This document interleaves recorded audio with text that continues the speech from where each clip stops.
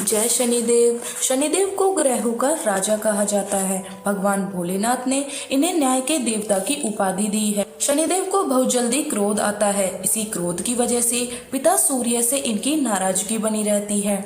इनके क्रोध से सभी बचने की कोशिश करते हैं, वरना व्यक्ति पर मुसीबतों का पहाड़ टूट जाता है। इन्हें प्रसन्न करने के लिए शनिवार व्रत रखा जाता है। शनिदेव व्रत कथा। एक बार सभी 9 ग्रहों सूर्य, चंद्र, मंगल, बुध, बृहस्पति, शुक्र, शनि, राहु और केतु में बहस हो गई, कौन सबसे बड़ा है।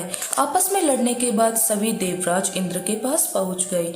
इंद्र असमंजस की स्थिति में निर्णय नहीं दे पाए, परंतु उन्होंने सभी ग्रहों को सुझाव दिया कि पृथ्वी पर राजा विक्रमादित्य है, वही इनका फैसला कर सकते हैं, क्योंकि वह बहुत ही न्यायप्रिय राजा हैं। सभी पृथ्वी पर राजा विक्रमादित्य के पास गए, अपने आने का कारण बताया।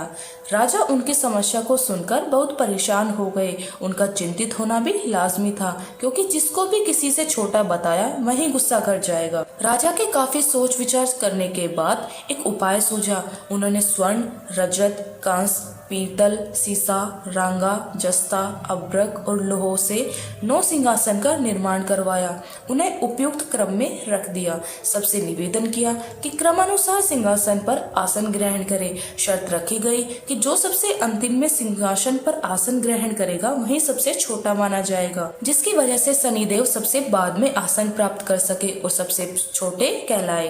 क्रोध के आवेश में शनिदेव ने सोचा, राजा ने यह सब जानबूझकर किया है। कुपित होकर राजा से कहा, राजा तू मुझे नहीं जानता। सूर्य एक राशि में 1 महीना, चंद्रमा 2.25 महीना, 2 तिल, मंगल 1.5 महीना, बृहस्पति 13 महीने और बुध और शुक्र 1-1 महीने विचरण करते हैं। लेकिन मैं 2.5 से 7 साल तक रहता हूँ। मैंने बड़े बड़े का विनाश किया है।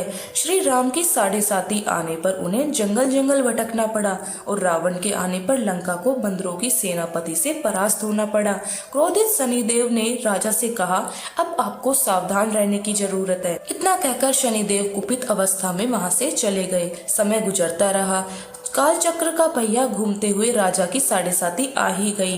तब शनिदेव घोड़ों का सौदागर बनकर राजा के राज्य में गया। उनके साथ अच्छी नस्ल के बहुत सारे घोड़े थे। जब राजा को सौदागर के घोड़ों का पता चला तो अश्वपाल को अच्छे घोड़े खरीदने के लिए भेजा। अश्वपाल ने कई अच्छे घोड़े खरीदे। इसके अलावा सौदागर ने उपहार स्वरूप एक सर्वोत्तम नस्ल के घोड़े की सवारी हेतु राजा को दे दिया।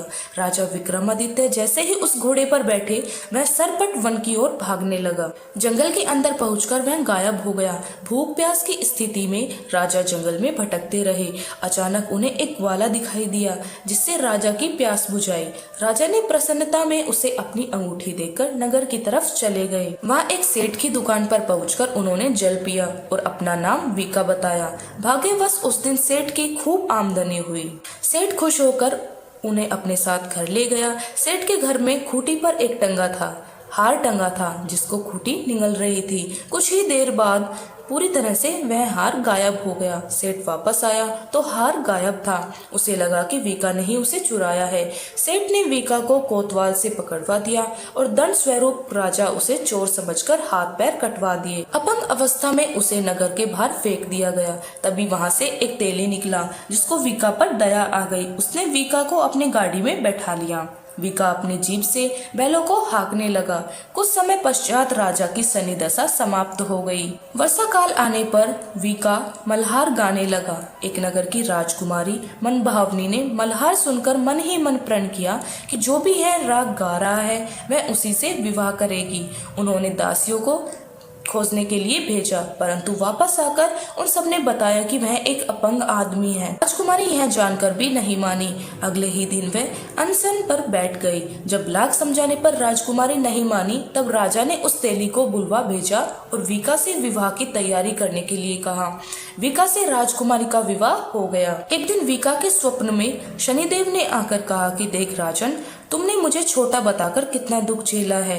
राजा ने क्षमा मांगते हुए हाथ जोड़कर कहा, हे शनिदेव, जैसा दुख मुझे दिया है किसी और को ऐसा दुख मत देना। शनिदेव इस विनती को मान गए और कहा कि मेरे व्रत और कथा से तुम्हारे सारे कष्ट दूर हो जाएंगे। तो भी नित्य मेरा ध्यान करेगा, चींटियों को आटा डालेगा, उनकी मनोकामना पूर्ण हो जाएगी। शनिदेव ने राजा को हाथ पैर भी वापस दे दिए। दूसरे दिन जब सुबह राजकुमारी की आंखें खुली तो वह आश्चर्यचकित हो गई। विका ने मनभावनी को बताया वह राजा उज्जैन का राजा विक्रमादित्य है। मनभावनी खुशी से फुलेनी संवारी थी। राजा और नगरवासी अत्यंत प्रसन्न हुए। सेठ से निवेदन करते हुए कहा कि मुझे शांति तभी मिलेगी जब आप मेरे घर चलकर भोजन करेंगे। सेठ ने कई प्रकार के व्यंजनों से राजा का सत्कार किया। तब राजा भोजन कर रहे थे, तभी जो खूंटी हार निकल रही थी वहीं उसे अब उगल रही थी। सेठ ने अनेक मोहरे देकर राजा का धन्यवाद किया और अपनी कन्या श्री कवरी के पानी ग्रहण का निवेदन किया। राजा ने शहर स्वीकार कर लिया। राजा अपनी दोनों रानियों मनभावनी और श्री कवरी को लेकर उज्जैन नगरी लौट आए। सारे नगर में दीपमाला और खुशी मनाई। राजा ने घोषणा करते हुए कहा, मैंने शनिदेव को सबसे छोटा बतलाया था, लेकिन असल में वही सर्वोपरि है। तब से सारे राज्य में शनिदेव की पूजा और कथा नियमित होने लगी। सारी प्रजा के बीच खुशी और आनंद का वातावरण बन गया।